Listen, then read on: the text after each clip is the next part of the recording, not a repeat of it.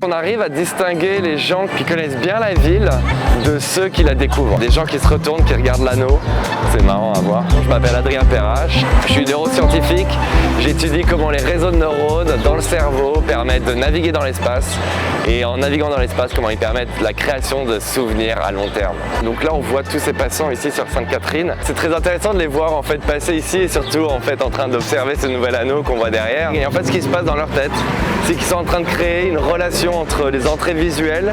Ils prennent des cartes postales, un peu des snapshots on dirait en anglais, et l'endroit où ils sont et là d'où ils viennent.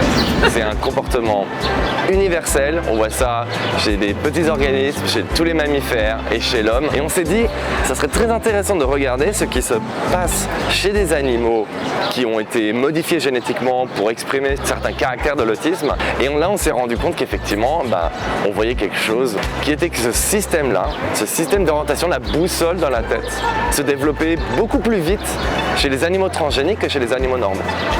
Et notre hypothèse très vite a été de se dire, mais peut-être le fait qu'elle se développe plus vite cette boussole, ça va avoir comme conséquence une plus grande inflexibilité à l'âge adulte.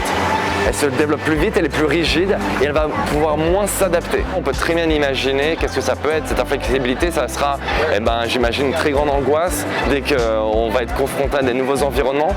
Et en fait, c'est vraiment un champ de recherche qui commence aujourd'hui, c'est passionnant et on va voir où ça nous mène.